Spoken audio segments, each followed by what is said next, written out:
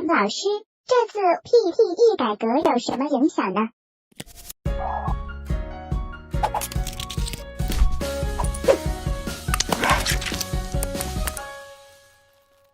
They're only used to give you a little bit of extra information about your performance. You might say that they're helpful for the teachers to, help diagnose what's going wrong with your performance. Okay, so starting from November 16, this section is gone. They're not going to give us these scores anymore. Instead, what they say is if you log into your PTE account, the online one on the Pearson website, they're going to give you some more detailed kind of individual feedback on your performance. So I'm not sure how detailed it is or exactly what form it'll take, but I'm guessing it'll probably be maybe a little bit more useful than just these 6 numbers down here. Okay, and it'll help us kind of figure out what's going wrong with your performance. So that should be exciting. If the information is useful, I imagine we'll be able to give you a clearer idea of exactly what's going on with your PTE exams and why you may not be getting the results that you want. Okay, but as far as we know, these top 4 scores do not change at all, and these are the ones that you really care about when you take the test. Okay, so that's the second thing. And then finally, the last thing, if we go back to our Pearson website, this is probably the most important and impactful thing for some of you guys, and that is that you will be able to sit your English tests at home. Okay, so right now, all the tests that most of you guys are taking is called the PTE Academic, right? That refers to the test that you have to take at the PTE Test Centre. Now, I just want to be clear, the PTE Academic itself is still taken at test centres, okay?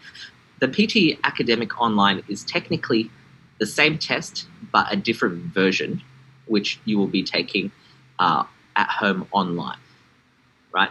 Now, the online version of the exam, unfortunately, is not going to be useful if you want to apply for some kind of visa or permanent residency. Okay, so this online version of the test is only useful for things like university applications, okay, but not for visa applications. Now, this online academic test, in terms of the format, will be exactly the same as the one that you have to do at the test centre. Okay, we do not know whether or not the question pool will be exactly the same between them, although I suspect that there's a good chance that it might be the same questions, because if I was programming the test, I'm a bit lazy, I'd probably just use the same question pool. Okay, now these tests, as I said, we don't actually know too much about them, but what I can say for sure is that this is going to solve one of the major problems that we've been experiencing over the past few months in Australia, which is that if you've booked a test anytime recently in Australia, your test would have been deferred because all the test centres are shut down, right? So I'm guessing that this is a response to the COVID pandemic. So you'll be able to take the test from home. You don't need to defer the time of your test constantly, right? And another major benefit of this is that when you're taking the test at home, you will not have to wear a face mask. Students who've been taking the test in just, there are a couple of recent months have had to wear a face mask during the speaking section of the test if you go out to a test centre, which has had a pretty negative effect on the speaking score, as you can imagine. So if you do take the test at home, you would expect to get significantly higher marks, at least for the speaking section for these exams, right? As I said, unfortunately, this is not going to be useful for every person here. If you're getting a visa, you're still going to have to go to the test centre.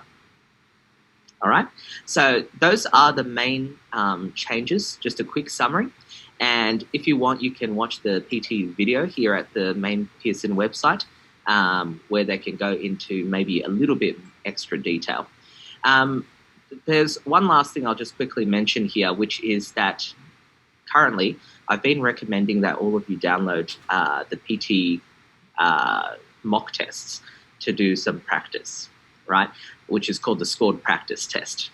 So they said that some new 2-hour versions of these so in the new test format, will be available from October 27. If you have not bought the mock tests yet, I would recommend probably wait until October 27 if you're planning to take the test after November to buy the new versions of the exam.